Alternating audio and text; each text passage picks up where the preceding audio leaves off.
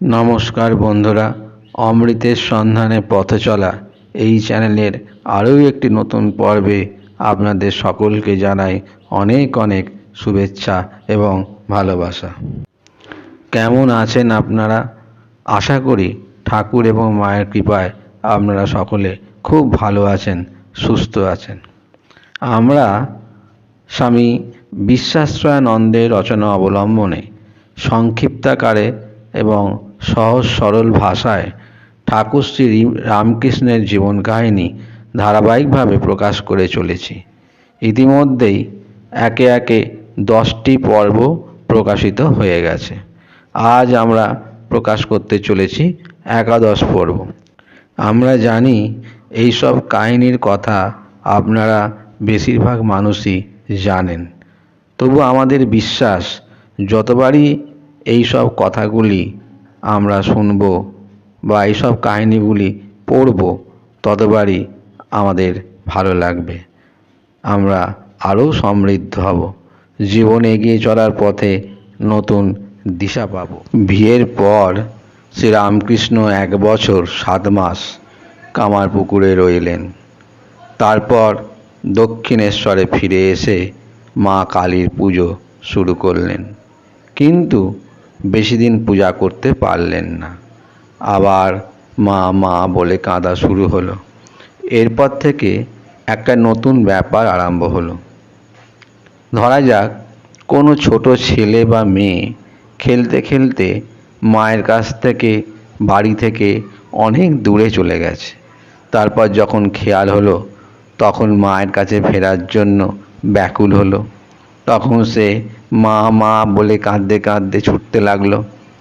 ফেরার পথ সে চেনে না, কোন পথটা সোজা তা সে জানে না। পথ দেখিয়ে সঙ্গে করে নিয়ে যাবে এমনও কেউ নেই।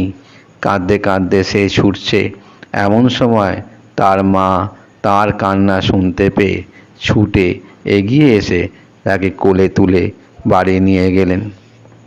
আবার ধরা যাক মায়ের কাছে ফেরার জন্য যখন সেই ছোট বাচ্চাটি কাঁদছে, তখন এমন কেউ এসে গেল সেখানে যে তাদের বাড়ি আগে গেছে, সেখানে ফেরার পথ চেনে, কোন পথ ধরে তাড়াতাড়ি সহজে ফেরা যায় জানে। সে সঙ্গে করে তাকে তার মায়ের কাছে পৌঁছে দিয়ে গেল। তেমনি শ্রীরামকৃষ্ণ এতদিন একা ভগবানের দিকে ব্যাকুল হয়ে ছুটে তাঁর কাছে পৌঁছেছেন। ভগবানের কাছে নিজে গেছেন, যাবার পথ চেনেন, এমন কেউ তাকে সঙ্গে করে পথ দেখিয়ে নিয়ে যাননি। এখন থেকে সেই রকম সব লোক আসতে লাগলেন। এদের গুরু বলে। যেসব পথ ধরে আগে বহু লোক ভগবানকে লাভ করেছে, তাঁরা এসে একে একে সেই সব পথ দিয়ে তাকে সেখানে নিয়ে যেতে লাগলেন। প্রথমে এলেন ভৈরবী ব্রাহ্মণী। শ্রীরামকৃষ্ণ একদিন কালীবাড়ির ফুলবাগানে ফুল তুলছিলেন মাকে সাজাবেন বলে। ফুলবাগানটি গঙ্গার একেবারে কিনারায়। এমন সময় দেখেন বকুলতলার ঘাটে একখানা নৌকো ভিড়ল। নৌকো থেকে নেমে একজন ভৈরবী চাঁদনির দিকে গেলেন। ফুল তোলার পর ঘরে ফিরে এসে শ্রীরামকৃষ্ণ হৃদয়কে ডেকে বললেন, ভৈরবীকে এখানে নিয়ে আয়। হৃদয় বললে, তোমায় চেনে না, মেয়ে মানুষ, ডাকলে আসবে কেন? শ্রীরামকৃষ্ণ বললেন, আমার নাম করে ডাক, তাহলেই আসবে। সত্যই ডাকা মাত্র এলেন ভৈরবী। আরও মজার ব্যাপার, এসে শ্রীরামকৃষ্ণকে দেখেই বললেন, বাবা, তোমাকেই এতদিন খুঁজে বেড়াচ্ছিলাম। মা বলেছেন তোমাকে তন্ত্রমতে সাধন শেখাতে হবে। তন্ত্রমতে সাধন মানে ভগবানকে সকলের মা ভেবে, জগৎ জননী ভেবে তাকে পাওয়ার সাধনা করা। মা কালী, তারা, দুর্গা, সরস্বতী প্রভৃতি ভিন্ন ভিন্ন রূপে মাকে ভেবে সেই সব রূপে মায়ের দেখা পাওয়ার জন্য বিভিন্ন সাধনা আছে। মায়ের কাছে পৌঁছবার বিভিন্ন পথ আছে। ভৈরবী শ্রীরামকৃষ্ণকে দিয়ে একে একে তন্ত্রের সব সাধনা করালেন। শ্রীরামকৃষ্ণ আগেই তো ব্যাকুল হয়ে একা ছুটে মা কালীর কাছে পৌঁছেছিলেন। এখন নানা পথ ধরে ভৈরবী তাকে সেখানেই নিয়ে গেলেন। শ্রীরামকৃষ্ণ সেসব পথ দিয়ে নিজে চলে দেখলেন সব পথ দিয়েই সেই একই মায়ের কাছে পৌঁছানো যায়, একই মাকে নানা রূপে দেখা যায়। ভৈরবী ব্রাহ্মণী বললেন শ্রীরামকৃষ্ণ অবতার, বললেন চৈতন্য দেবী আবার এসেছেন। পণ্ডিতদের সভা ডাকিয়ে সে কথা সবাইকে বোঝালেন।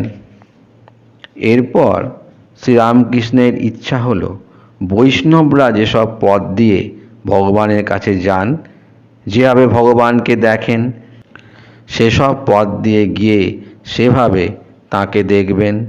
ভৈরবী সেসব পথও চিনতেন।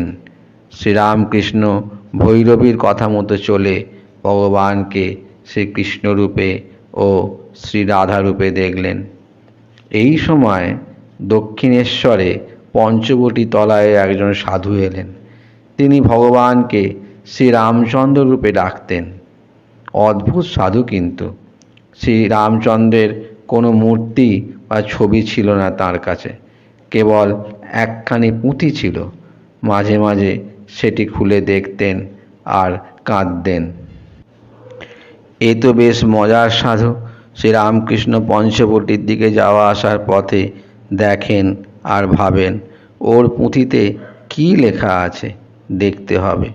একদিন দেখতে চাইলেন, সাধুটি দেখালেন। শ্রীরামকৃষ্ণ দেখেন পুঁথির সব পাতায় কেবল ওং রাম লেখা, আর কিছু লেখা নেই। শ্রীরামকৃষ্ণ বললেন, এ আবার কেমন শাস্ত্র তোমার, সব পাতায় কেবল রাম নাম লেখা? সাধুটি বললেন, রাম তো ভগবান, তিনি তো জগতে সব কিছু হয়েছেন, শাস্ত্রও তো তিনি, কাজেই তাঁর নাম পড়লেই তো সব শাস্ত্র পড়া হলো। বৈষ্ণবরা সাধারণত ভগবানকে রামচন্দ্র বা শ্রীকৃষ্ণ রূপে ডাকেন। কেউ তাকে নিজের প্রভু বলে, কেউ স্বামী বলে, কেউ বন্ধু বলে, কেউ বা নিজের ছেলে বলেও ভাবেন। যেভাবেই হোক তাকে খুব ভালোবাসায় অতি আপনজন বলে ভাবাই হলো আসল কথা। শ্রীরামকৃষ্ণ ভগবানকে নিজের ছেলে বলে ভেবেও সেভাবে তাকে দেখতে চেয়েছিলেন। আজ তবে এইটুকুই থাক বন্ধুরা। খুব শীঘ্র পরবর্তী ভিডিওতে আপনাদের সঙ্গে দেখা হবে, কথা হবে। ভিডিওটি ভালো লাগলে অবশ্যই একটু লাইক দেবেন। আপনি যদি কোনো কমেন্ট করতে চান করবেন। যে সকল দর্শক শ্রোতা বন্ধুরা ইতিমধ্যে আমাদের এই চ্যানেলটি সাবস্ক্রাইব করেছেন তাদের সকলকে জানাই অসংখ্য ধন্যবাদ। তাদেরকেও জানাচ্ছি যারা তাদের অমূল্য সময় ব্যয় করে আমাদের প্রকাশিত ভিডিওগুলি দেখেছেন। যারা এই চ্যানেলের ভিডিওগুলোই দেখেছেন কিন্তু যাই হোক কোনো কারণে আমাদের চ্যানেলটি এখনও সাবস্ক্রাইব করেননি, তাদের কাছে একান্ত অনুরোধ এই চ্যানেলটিকে আপনারা সাবস্ক্রাইব করুন, করে আমাদের পাশে থাকুন।